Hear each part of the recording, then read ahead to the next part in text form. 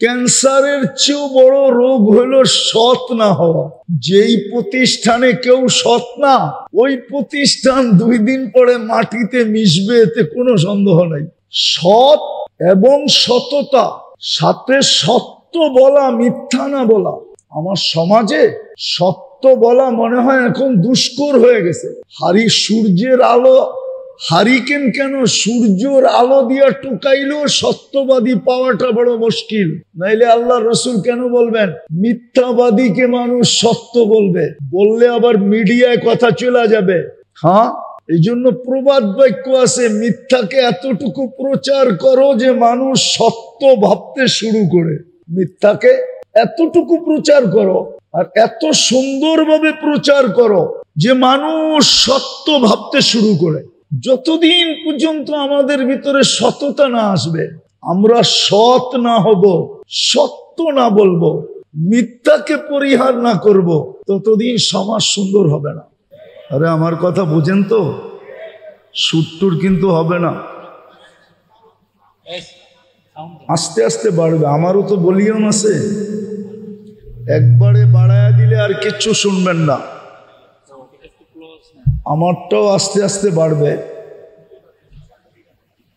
প্রথমে ভাবতে হবে সমাজ বলে কাকে, সমাজ কি দ্বারা তৈরি হয়। সমাজ এটা তো কোনো ফ্যাক্টরির জিনিস না, বা কোনো জমিন থেকে উৎপন্ন হয় না। সমাজের সংজ্ঞাটা কি? বললাম না, ছোটবেলা পড়ছিলাম যে মানুষ দ্বারাই সমাজ গঠিত, ঠিক না? একজন মানুষ যেখানে থাকে ওটাকেও সমাজ বলে না। অনেকগুলা মানুষ যেখানে বসবাস করে ওটাকেই সমাজ বলে, ঠিক না? একটা শব্দ কিন্তু যোগ আছে, অনেকগুলা মানুষ। একা একা যদি বাস করে তো এটাকে সমাজ বলে না। এখন সমাজ সুন্দর হওয়া বা সমাজের অবক্ষয় দূর করতে হলে আগে মানুষগুলাকে সুন্দর করতে হবে। মানুষই যদি সুন্দর না হলো, তাহলে সমাজের অবক্ষয় কোনোদিন দূর হবে না। হ্যাঁ, রোগ যেখানে আগে ওইখানে ওষুধ দিতে হবে, ঠিক না? কি বলেন? শরবত যদি বানাইতে হয় তাহলে পানি আর চিনি মিশ্রণ করতে হবে। পানির উপরে যদি চিনি রেখা দিলেন, ঝুলায়া বা লটকায়া, কোটি বৎসর রাখলেও মনে হয় না যে শরবত হবে। দুটাকে মিশ্রণ করলেই শরবত হবে, ঠিক না? আর বরফ দিলে তো কোনো কথাই নেই, আরো মজা বেড়ে যাবে ঠান্ডা হইলে, ঠিক না? তো সমাজ তৈরি হয় মানব দ্বারা। কতগুলা মানুষ যেখানে বাস করে ওটাকেই সমাজ বলে। সমাজের অবক্ষয় আর বিশৃঙ্খলা যদি আপনি দূর করতে চান, তাহলে আপনি সর্বপ্রথম মানুষগুলাকে ঠিক করতে হবে। মানুষগুলা যদি ঠিক হয়ে গেল, তাইলে দেখা যাবে আর কোনোদিন ওয়াজ করতে হবে না, সমাজ এমনি ঠিক হয়ে যাবে। নাইলে ওয়াজ দিয়ে সমাজ ঠিক করা যাবে না। মানুষগুলাকে ঠিক করার এই জন্য আগে বুঝতে হবে মুহাম্মদুর রাসূলুল্লাহ সাল্লাল্লাহু আলাইহি ওয়াসাল্লাম। একটা উদাহরণ দেই, মানুষের ব্যক্তিত্ব যত বাড়ে, মানুষের পদচারণের এলাকা সীমিত হইতে থাকে। মনে হয় বুঝাইতে পারি না আপনাদেরকে। ব্যক্তিত্ব যখন বাড়ে তো পদচারণের জায়গা সংকীর্ণ হইতে থাকে। ব্যাপকতা তার ভিতর থেকে বাহির হয়ে যায়, নির্দিষ্ট স্থান তার ভিতরে চলে আসে। যখন ব্যক্তিত্ব বাড়তে থাকে, মনে হয় বুঝাইতে পারি নাই, দেশের রাষ্ট্রপতি ইচ্ছা করলে সাধারণ মানুষের মতো ঘুরতে পারে না, পারে নাকি? তার জন্য সীমিত। আবার কোথাও যাইতে হলে অনেক ফর্মালিটি লাগে, ঠিক না? প্রোটোকল রাখলাম, ফর্মালিটি তো লাগে। তো মুহাম্মদুর রাসূলুল্লাহ সাল্লাল্লাহু আলাইহি ওয়াসাল্লামের মতো ব্যক্তিত্ব, আল্লাহর পরে যার স্থান, যার এই জমিনে আসারই কথা ছিল না, ব্যক্তিত্বের দিকে দেখলে আর ব্যক্তিত্ব পর্যালোচনা করলে উনি কেন দুনিয়াতে আসবেন? দুনিয়া যদি দেখি তাইলে তো দানিয়া, সবচেয়ে নিকৃষ্ট জিনিস, এইখানে উনি কেন আসবেন? কিন্তু আল্লাহ কারণ বলছেন কেন আসছেন, আগে এটা বুঝতে হবে। তারপরে মোটা মোটা কয়েকটা কথা বলবো। কথা কত দূর যাবে এটাও তো জানি না, জাতি মানবে কি মানবে না এটাও তো জানি না। মুসলমান যদি মানতো তাহলে তো আজকে মুসলমানের এই দুরবস্থা হতো না। যেই সময় 350 313 জন ছিল, তখনই তো কারো আঙ্গুল উঠানোর সাহস ছিল না, কেউ চোখ উঠায় তাকানোর সাহস ছিল না, ঠিক না? সংখ্যায় যখন বিলকুল কম ছিল, তখনও তো মুসলমানের এই দুরবস্থা ছিল না। আজকে 250 কোটি মুসলমান, বাবার বিষয় কিন্তু 250 কোটি মুসলমান দুনিয়াতে, 60টা মুসলিম দেশ, 57 কি 60 এরকম মুসলিম দেশ। দুনিয়ার সবচেয়ে বড় টাকা কারেন্সি মুসলমানের কাছে, মুসলমানের চেয়ে বড় কারেন্সি কারো কাছে নাই। কুয়েতের 1 টাকা দিলে আমেরিকান $5 পাওয়া যায়, ইংল্যান্ডের 3.5 পাউন্ড পাওয়া যায়, ইউরোপের 4 ইউরো পাওয়া যায়। শুধু কুয়েতের টাকা বড় না, বাহরাইনের টাকাও বড়। শুধু বাহরাইনের টাকা বড় না, ওমানের টাকা বড়। শুধু ওমানের টাকা বড় না, ব্রুনাইয়ের টাকা আরো বড়। দুনিয়ার সবচেয়ে দামি জিনিস মুসলমান ব্যবহার করে, দুনিয়ার সবচেয়ে দামি জিনিস কে ব্যবহার করে? মুসলমান ব্যবহার করে। দুনিয়ার কোন যুবরাজের গাড়ি 24 ক্যারেট সোনায় মোড়ানো নাই, শুধু একমাত্র মুসলমান যুবরাজদের আছে। দুবাই যুবরাজের গাড়ি 24 ক্যারেট সোনায় মোড়ানো। ব্রুনাইয়ের প্রেসিডেন্টের এন্টার গাড়ির পার্টস স্বর্ণ দিয়া বানানো। দুনিয়ার সবচেয়ে কাপড় চোপড় বেশি মুসলমান পরে, মুসলমানের চেয়ে বেশি কাপড় চোপড় কেউ পরে না, এবং দামি কাপড় চোপড় পরে। আপনি নেটে গেলে পাবেন বিল গেটসের প্যান্টের দাম কত, নেটে দেওয়া আছে। শার্টের দাম কত, প্যান্টে দেওয়া, নেটে দেওয়া আছে। আমার মনে হয় না ওর কোনো শার্ট $300 উপরে পাবেন আপনি। $300 ওই দেশের 300 টাকা, ঠিক না? কি? আর আমাদের যুবকদের বাপের হোটেলে খায়া ওদের প্যান্ট দেখবেন, জুতা দেখবেন 12 হাজার টাকা, 20 হাজার টাকা। গেঞ্জি পরে 4-5 হাজার টাকা, কিন্তু বাপের হোটেলে, নিজের কামাই না। তো মুসলমানের চেয়ে বেশি দামি পোশাক, কাপড় চোপড় দুনিয়ার কেউ পরে না। আবার মাত্রার দিক দিয়ে মুসলমানের চেয়ে বেশি পোশাক আদি কারো কাছে নাই। এই ছোট মজমা যা বসা আছে, আপনাদের ঘরে ব্যবহৃত যা কাপড় আলমারিতে আছে, মনে হয় 5 বছর ব্যবহার করলেও এগুলা শেষ করা যাবে না। কি সত্য তো? হ্যাঁ, 5 বছর যদি কাপড় না কিনেন আর এগুলা কি যদি ওয়াশ করে ব্যবহার করেন, 5 বছর চলবে না? চলবে না? হ্যাঁ, কিন্তু দুনিয়ার কোনো দেশে ব্যবহৃত কাপড় এত আলমারিতে নাই।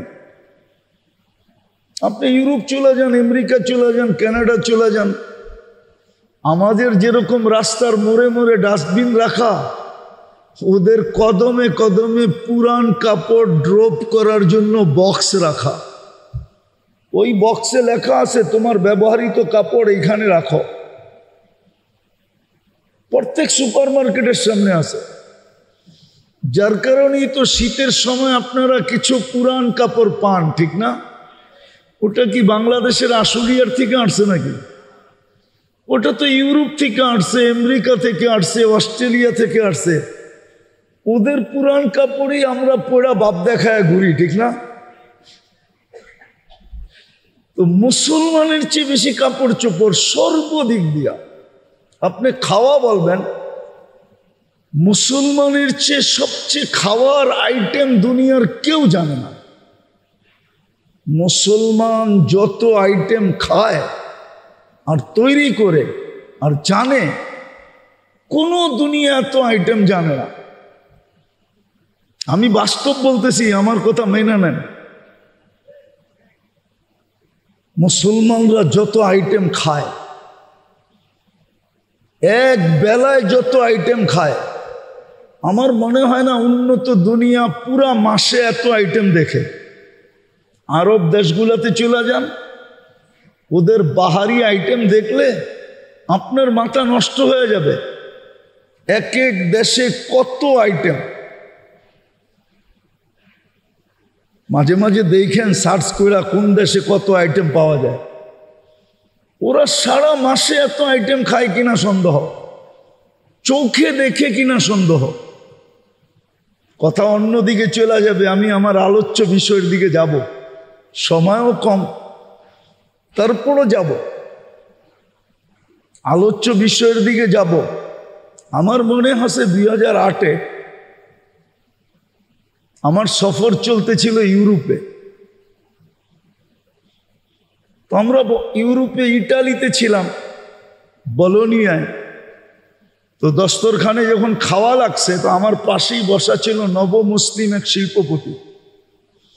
তো আমাকে তর্জমানের মাধ্যমে বলতেছিল যে দস্তরখান দেখলে আমার বিশ্বাস হয় জান্নাতে এত আইটেমের খাওয়ান হবে। কেননা ওই দিন শুধু মাছের আইটেম ছিল 27 প্রকার। বুঝবা? আমি জিজ্ঞেস করলাম কেন? ইসলামের আগে তো 24 ঘন্টা কামাইতে যে খাওয়ার সুযোগ হইতো না। হয়তো সারাদিনে একটা বার্গার অথবা একটু পিজা অথবা একটু হটডগ, যা ওদের দেশে খায়, চলতে চলতে খায়া নিতাম। কিন্তু ইসলামে ঢুকার পরে দেখতেছি যে খাওয়ার আইটেম কত। কিন্তু আমার প্রশ্ন হলো, আজকে মুসলমানের এই দুরবস্থা কেন?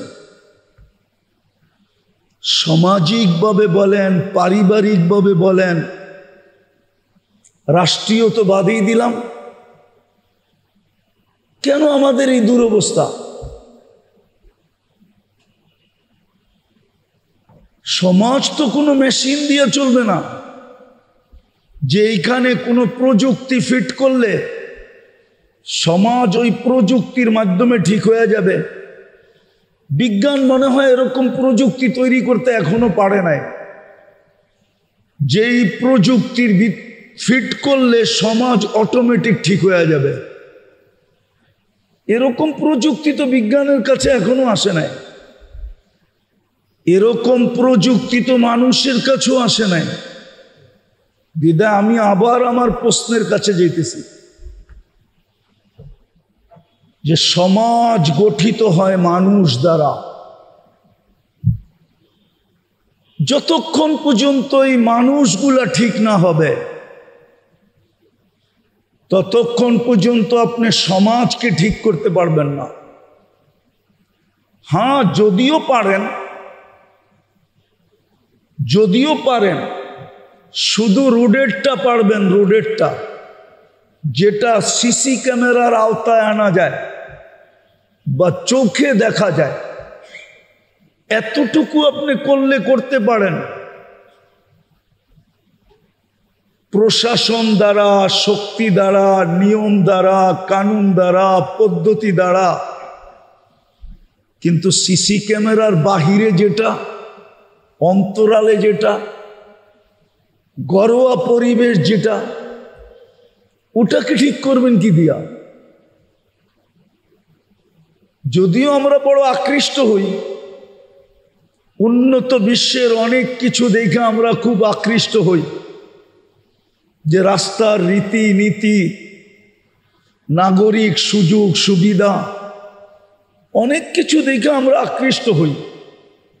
কিন্তু সত্য এটাই, এটা ওদের আবিষ্কার না। ওরা আসল জিনিস র ম্যাটেরিয়ালস নিছেন এক জায়গার থেকে। যেমন কোনো জিনিস তৈরি করতে হইলে র ম্যাটেরিয়ালস আগে আনতে হয়, তারপরে মেশিনে দিয়া নিজের ডাইসের মাধ্যমে ইচ্ছা মতে ওটাকে বানায় নিতে হয়। ওরা মূল নীতিটা কিন্তু আমাদের থেকেই নিছিলেন। আপনি মাইনা নেন আমার কথা, মূল নীতিটা কিন্তু আমাদের থেকেই নেওয়া, কোরআন থেকে নেওয়া, হাদিস থেকে নেওয়া। কিন্তু ওইটাকে ওরা মোটিফাই করছে, ওরা আপনাকে আকৃষ্ট করছে। আজকে মুসলিম সমাজ নিয়ে সারা দুনিয়া কেন আঙ্গুল উঠায়? একটা কথা না বললেই নয়, আমরা আমাদের দেশে বড় মাথা উঁচা করে চলি, কিন্তু আপনি জানেন সারা দুনিয়ায় ইসলাম বা মুসলমানের অবস্থান কোথায়? এটা কি কোনোদিন ভাবেন? মুসলমান স্কলাররা কি ভাবে? সুশীলরা কি ভাবে? বুদ্ধিজীবীরা কি ভাবে যে মুসলমানদের স্থান সারা দুনিয়ায় কোথায়? এক কথায় যদি বলি না, তাহলে সারা দুনিয়া আপনাকে আগাছা মনে করে। আগাছা কি কি শুধু আগাছা মনে করে আপনাকে। যদি প্রমাণ দেই তাহলে একটা প্রমাণই যথেষ্ট। বাইতুল মুকাররমের চত্বরে বসা দিতেছি, কথা না জানি কত দূর চলে যাবে। আগামী 7 তারিখ দিনের 2 বছর হবে, আগামী মাসের 7 তারিখে। এই 2 বছর যাবৎ প্রাণীবাদীরা, যারা প্রাণী নিয়ে কাজ করে, প্রাণী নিধন, প্রাণীকে সুরক্ষা দেওয়া যাদের কাজ, প্রাণী নিধনের ব্যাপারে যারা কঠোর। একটা উদাহরণ দিতেছি, বাংলাদেশে ঢাকা শহরে ছোটবেলা দেখতাম কুকুরের উপদ্রব বাড়লেই সিটি কর্পোরেশনের লোক আসতো রাত্রে, যেই গলিতে যেটাকে পাইতো প্রথম লোহার একটা দিয়ে ওটাকে আটকাইতো, তারপরে একটা ইঞ্জেকশন দিয়ে নেওয়া যেত। কিন্তু প্রাণীবাদীরা রিট করছে সুপ্রিম কোর্টে, আর রিটে ওরা জিতা গেছে যে কোনো কুকুরকে আর এইভাবে বাংলাদেশে নিধন করা যাবে না। শুধু ঢাকা শহর না, গ্রাম গঞ্জেও পারবেন না আপনি। প্রাণীবাদীরা কাজ করছে। কিন্তু এই 2 বছর ফিলিস্তিনের যুদ্ধ, প্রাণীবাদীদের পক্ষ থেকে ছোট একটা প্রতিবাদ আসে নাই। আপনি দেখাইতে পারবেন না আমাকে কোনো নেটে, কোনো ফেসবুকে, কোন পত্রিকায় যে ছোট একটা প্রতিবাদ আসছে যে এরাও তো প্রাণী, মুসলমান বাদ দিলাম, ছোট ছোট শিশুগুলা প্রাণী, নিরীহ মানুষগুলা প্রাণী, এদেরকে কেন নিধন করা হইতেছে? সকালে দেখবেন খিলগায় গেলে বা গুলশান বনানীতে গেলে প্রাণীবাদীরা কুকুরকে খানা দেয়। মনে হয় আপনারা দেখেন না ঢাকা শহরে, ঠিক না? শীতের দিনে সোয়েটার পরায়া দেয়, বৃষ্টির ভিতরে ভিজা ভিজা সকালবেলা ওদেরকে খাওয়া দেয়, ঠিক না? আচ্ছা, আজকে প্রাণীবাদীরা কোথায়? ফিলিস্তিনের ছোট ছোট শিশুগুলা একটা রুটির টুকরার জন্য জান দিতেছে, অথচ শত শত ট্রাক দাঁড়ানো আছে লাইনে, অনুমতি দিলেই ভিতরে ঢুকতে পারে আর এই শিশুগুলার জান বাঁচাইতে পারে, কিন্তু একটা ট্রাকও ঢুকতে দেওয়া হইতেছে না। প্রাণীবাদীরও আওয়াজ উঠাইতেছে না। আমি যেটা বুঝাইতে আপনাদেরকে চাইতেছিলাম যে মানুষ যতদিন ঠিক না হবে, মানুষ দিয়েই সমাজ, সমাজ বলেন, পরিবার বলেন, রাষ্ট্র বলেন, ওটা মানুষ দিয়েই গঠিত। মানুষ যতক্ষণ পর্যন্ত, বিশেষভাবে মুসলমান, মানুষ বাদ দিলাম, মুসলমান সমাজ মুসলিম দিয়েই গঠিত, মুসলিম সত্তা দিয়েই গঠিত, মুসলিম ব্যক্তিত্ব দিয়েই গঠিত। যতক্ষণ পর্যন্ত আমরা প্রত্যেকে নিজের জীবনটাকে মুহাম্মদুর রাসূলুল্লাহ সাল্লাল্লাহু আলাইহি ওয়াসাল্লামের রঙে রঙিন না করব, আগে আমাকে, আমার দেহটা, জীবনটা, শরীরটা, আমার পরিবারটা প্রথমে মুহাম্মদুর রাসূলুল্লাহর রঙে রঙিন করতে হবে। যখনই আমি ওনার রঙে রঙিন করব, আমি একটা একটা দেখাই, যখনই আমি ওনার রঙে রঙিন করব, তখন আমি কোনোদিন কারো জন্য অনীহা দেখব না, কারো ক্ষতি হোক এমন কিছু আমি মনেও ভাবব না। এটাও সমাজের ভিতরে, সমাজ গঠনের একটা অংশ। তখন আমি বাস্তবিক মানুষ হব। যেমন হাদিসে আছে, আন্নাস, মানুষকে, আন্নাস, যার দ্বারা মানুষের উপকার হয়, অপকার কখনো হয় না। সবাই যখন সবার উপকার চাবে, তো সমাজে অপকার করবে তো করবে কে? আমাকে এটা বুঝান। এই জন্য হাদিসে ইঙ্গিত দিছিলেন যে অপরের জন্য ওইটা পছন্দ করো যেটা তোমার জন্য পছন্দ করো।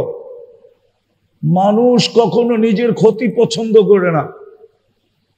সমাজ সুন্দর করতে হলে প্রত্যেক ব্যক্তিকে প্রথম এই মনোভাবের হইতে হবে যে আমি যেরকম আমার উপকার দেখি, অপকার দেখি না।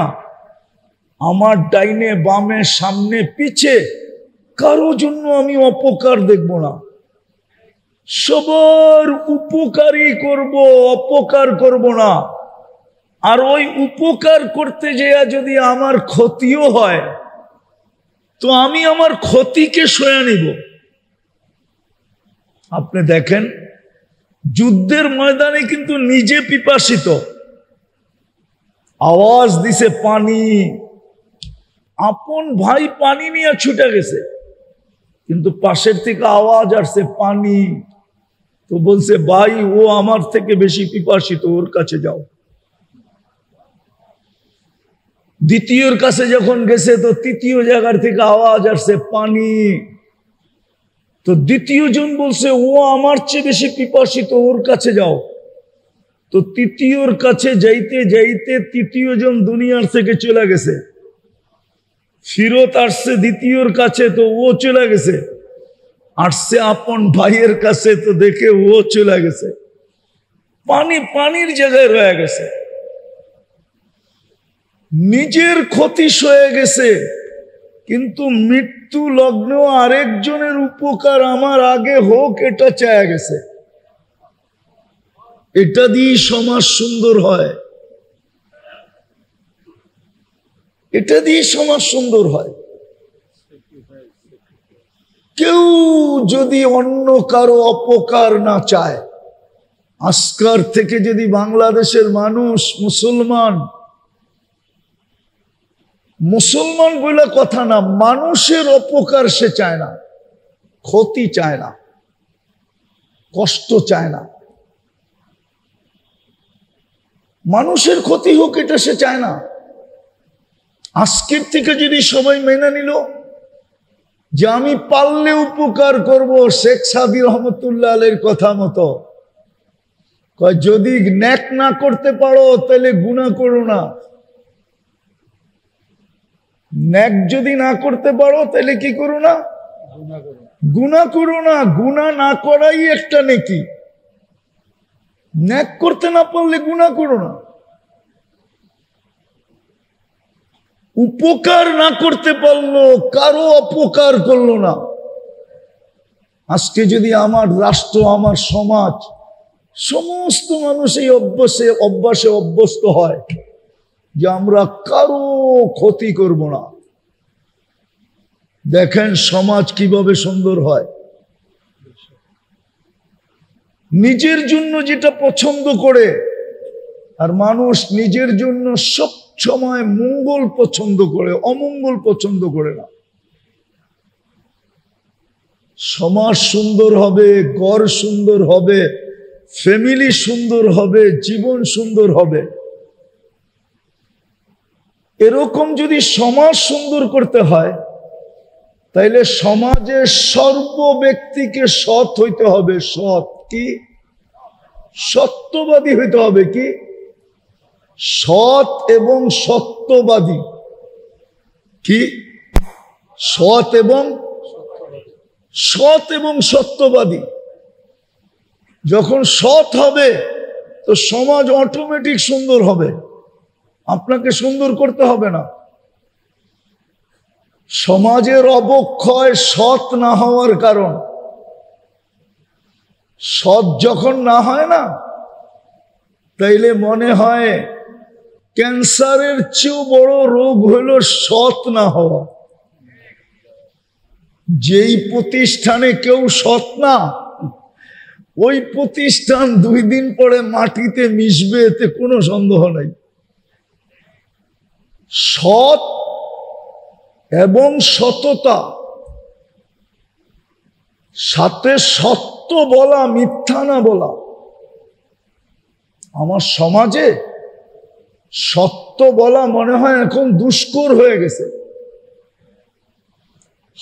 সূর্যের আলো, হারিকেন কেন, সূর্যের আলো দিয়া টুকাইলেও সত্যবাদী পাওয়াটা বড় মুশকিল। নাইলে আল্লাহ রসুল কেন বলবেন একদিন আসবে মিথ্যাবাদীকে মানুষ সত্য বলবে, বললে আবার মিডিয়ায় কথা চলে যাবে। হ্যাঁ, এই জন্য প্রবাদ বাক্য আছে, মিথ্যাকে এতটুকু প্রচার করো যে মানুষ সত্য ভাবতে শুরু করে। মিথ্যাকে এতটুকু প্রচার করো, আর এত সুন্দরভাবে প্রচার করো যে মানুষ সত্য ভাবতে শুরু করে। যতদিন পর্যন্ত আমাদের ভিতরে সততা না আসবে, আমরা সৎ না হব, সত্য না বলবো, মিথ্যাকে পরিহার না করব, ততদিন সমাজ সুন্দর হবে না। আমি মোটা বলতেছি, যতদিন আমাদের ভিতরে আমানতদারি না আসবে। আমানতদারি বোঝেন তো? হ্যাঁ, আল্লাহ রসুল ইঙ্গিত দিছেন একদিন তোমাদের সমাজ ব্যবস্থা ভেঙে যাবে। তোমরা আমানতদারকে খেয়ানতদার মনে করবে,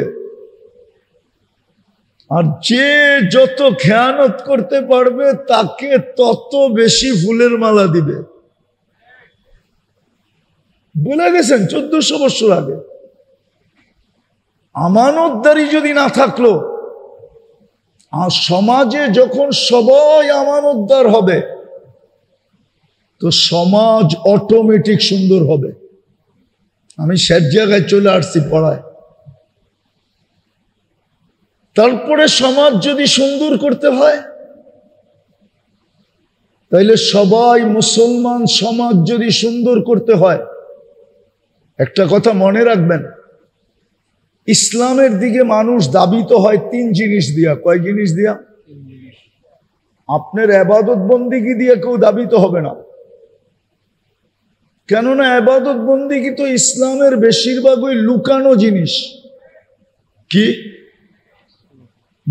নামাজ কোথায় পড়েন? মসজিদে। রোজা তো যতক্ষণ পর্যন্ত ব্যক্ত না করে বুঝার কোনো সিস্টেমই নেই, ঠিক না? রোজাও তো ইবাদত, ঠিক না? বুঝার সিস্টেম আছে? হ্যাঁ, আপনার সামনে পানি দিলাম তো আপনি বললেন আমি রোজা, কিন্তু এর আগে বুঝার কোনো উপায়? যাকাত মুসলমান দেয়, মুসলমান নেয়, দেখা যায় না। এটা তো আপনার সমাজের ভিতরে, অন্য দেখবে কি করে? আপনি জেবে হাত দিলেন, আরেকজনের মুঠে দড়ায়া দিলেন, দুনিয়ার দেখার কোনো সুযোগ নাই। হস্ত নির্ধারিত জায়গায়, আর ইমান মাপার তো কোনো মিটারই নেই যে আমার ভিতরে ইমান কতটুকু আছে। ইমান কতটুকু আছে ভিতরে মাপার মিটার আছে নাকি? হ্যাঁ, কিছু নিদর্শন আছে, যদিও আমরা কখনো এটাকে ফলো করি না, মানি না, ওটা জানিও না। ওটা যদি জানতাম তাহলে মাঝে মাঝে অনুভব হতো যে না, আমার ভিতরে এখনো পাখি আছে, উড়া যায় না। তাহলে যেটাকে ইমানিয়াত বলে, ইবাদত বলে, ওটা দিয়ে মানুষ ইসলামে ঢুকবে না। মানুষ ইসলামে ঢুকবে তিন জিনিস দিয়া। বাড়ির ফাউন্ডেশন দেখা কেউ কোনোদিন তাকায় না, কেননা ফাউন্ডেশন তো মাটির নিচে, এটা দেখাই যায় না। বাড়ির উপরের স্ট্রাকচার দেখা মানুষ বারবার তাকায়। কার বাড়ি? আর্কিটেকচার কে? ডিজাইনার কে? এরকম কারিগর কে? এত সুন্দর বাড়ি, কিন্তু এটার নিচে ফাউন্ডেশন আছে। ইমানিয়াত আর ইবাদত হলো ইসলামের ফাউন্ডেশন। এই জন্যই দুটা লুকানো, দেখা যায় না। কিন্তু আসল ইসলামের প্রাসাদ যেটাকে বলা হয়, যেটা দেখা মানুষ ইয়াদখুলুনা ফি দীনিল্লাহি আফওয়াজান আফওয়াজা, মানুষ দলে দলে ইসলামে ঢুকবে, ওটা হলো তিনটা। যেরকম বাড়ির স্ট্রাকচার দেখা, উপরের বিল্ডিং দেখা মানুষ আকৃষ্ট হয়, আর বিল্ডিং এর ভিতরে তিনটা জিনিস লাগে: দর ও দেওয়ার আর ছাদ। দর ও দেওয়ার বোঝেন? মনে হয় বোঝেন না, ঠিক না? দেওয়াল বুঝছেন তো? হ্যাঁ, দর মানি হলো জানলা দরজা, দর ও দেওয়ার, জানলা দরজা এবং ছাদ, এই তিনটাই হয় বিল্ডিং এর উপরে স্ট্রাকচার। ওটার ডিজাইনের উপরই মানুষ বারবার তাকায়। যেই বাড়িটা কার, বাংলাদেশের গ্রামগঞ্জে গেলে দেখা যায় এরকম বাড়ি তাকলাইগা থাকে মানুষ, ঠিক না? তো ইসলামেরও রাজপ্রাসাদ গঠিত তিন জিনিস দিয়া। আবারও বলতেছি, ফাউন্ডেশন কিন্তু মাটির নিচে থাকে। ইমানিয়াত ইবাদত এটা লুকানো, এটা দিয়ে আপনি কাউকে আকৃষ্ট করতে পারবেন না। পারলেও দুই চারজন পারবেন, বা আপনার লোক ব্যতীত কাউকে পারবেন না। হ্যাঁ, রাগ হয়ে যাবে কেউ, বলবো, আবার মিডিয়ার মধ্যে চলে যেতেছে, আবার ফাউন্ডেশনের লোক রাগ হয়ে যায় কিনা। হ্যাঁ, পীরেরা কেরামতি দেখায় মুরিদ বাড়াইতে পারে, এটা আমি মানি, কিন্তু কাউকে ইসলামে ঢুকাইতে পারে না। কেননা এটা তো তারই লোক দেখে, ঠিক না? সত্য তো, সত্য তো। তো যেই তিনটা দ্বারা মানুষ আকৃষ্ট হয় সেটা হলো মুআমালাত, লেনদেন, মুআশিরাত, সমাজ ব্যবস্থা, আর চতুর্থ হলো আখলাক, তৃতীয় হলো আখলাক। তো আমি শেষ জায়গায় চলে আসছিলাম, সমাজ যদি সুন্দর করতে হয় তারও দুটা জিনিস লাগবে, যেটাকে আরবি ভাষায় বাসাতা বলে। চাকচিক্যের জীবন পরিহার করা, সাদা মাঠা জীবন। জীবন যত সাদা মাঠা হবে চাহিদা তত কম হবে, আর চাহিদা যত কম হবে ৯-৬ তত কম হবে। ৯-৬ বোঝেন তো? হ্যাঁ, আরে বোঝেন তো? ৯-৬ বোঝেন নাই? হ্যাঁ, হাজার হাজার কোটি টাকা এদিক ওদিক যাবে না, কেননা চাহিদাই তো নাই। আর সর্বশেষ সমাজ সুন্দর করতে হলে যেটা লাগবে সেটা হলো মুসলমানের ভিতরে লজ্জা থাকতে হবে, হায়া। আজকে আমাদের ভিতরে হায়া নাই। আল্লাহকে যে হায়া করে না, ও মানুষকে কোত্থেকে হায়া করবে? বিদায় আবারও শেষে যে ফিনিশিং দিতেছি, সমাজ যদি সুন্দর করতে হয় তাহলে আগে আমাদেরকে ঠিক হইতে হবে, কেননা মানুষ দিয়া সমাজ গঠিত।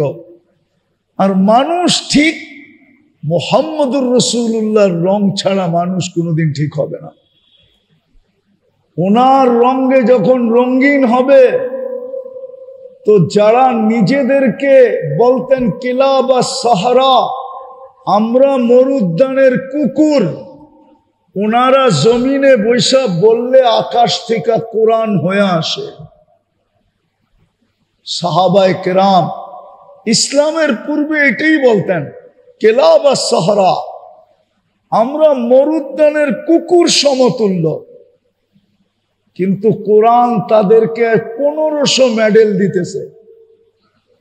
পুরা কোরআনে সাহাবাদের শানে 1500 আয়াত আছে, 1500 মেডেল কোরআন দিছেন। সর্বশেষ মেডেল দিছেন ওয়া কুল্লুন ওয়াদাল্লাহুল হুসনা। চলেন, আমরাও যদি সমাজটা সুন্দর করতে চাই তাইলে আগে আমাকে ঠিক হইতে হবে। মুহাম্মদুর রাসূলুল্লাহ সাল্লাল্লাহু আলাইহি ওয়াসাল্লামের রঙে রঙিন হইতে হবে, তাইলে আমি যতদিন এইখানে থাকবো সুখে থাকবো, এটার গ্যারান্টি আছে। আর এইখান থেকে যখন চলে যাব তো উপর থেকে প্রটোকল আসবে, তাতানাজ্জালু আলাইহিমুল মালাইকা, ফেরেশতা আমাকে স্বাগত জানাইতে জানাইতে নিয়ে যাবে। শেষ কথা, এই জন্যই মনে হয় ইমাম বুখারী রহমতুল্লাহ আলাই এত জোর দিছেন। উনি বুখারীতে একবার না একাধিকবার একটা হাদিসকে বারবার দৌড়ায় নিয়ে আসছেন, বিভিন্ন অধ্যায় নিয়ে আসছেন। ওনার দাবি ছিল মৃত্যুর পরে কবরে সর্বপ্রথম প্রশ্ন কোনটা হবে? আপনি বলবেন মান রব্বুকা, ইমাম বুখারী রহমতুল্লাহ আলাই এটা কায়েল না। উনি কায়েল হইলেন যে কবরে সর্বপ্রথম প্রশ্ন হবে মা কুনতা তাকুলু ফি হাদার রাজুলি মুহাম্মাদিন। বলো, যার রঙে রঙিন হওয়ার জন্য এত বড় ব্যক্তিত্বকে জমিনে পাঠায়া দেওয়া হলো, উনার রঙে তুমি কতটুক রঙিন আগে এটা প্রমাণ করো, তারপরে জিজ্ঞাসা করব তোমার রবকে, তোমার দিন কি। আগে প্রমাণ করো উনার রঙে তুমি কতটুকু রঙিন। আল্লাহ আমাদেরকে বুঝার তৌফিক দান করো। আল্লাহর রসুলের রঙে রঙিন হই, আমরা রঙিন হয়ে গেলেই সমাজ ঠিক হয়ে যাবে। আর নাইলে আগেও তো বলছিলাম, কোনো মেশিন এখনো বিজ্ঞান বানায় নাই। যে আপনি কিনা আয়না সমাজের ছাদের উপরে ফিট করবেন আর সমাজ অটোমেটিক ওই মেশিন দ্বারা ঠিক হয়ে যাবে? না না, কোনোদিন ঠিক হবে না। আল্লাহ আমাদের সবাইকে আমল করার তৌফিক দান করেন। ওমা আলাইনা ইল্লাল বালাগ। বেশি হয়ে গেল নাকি?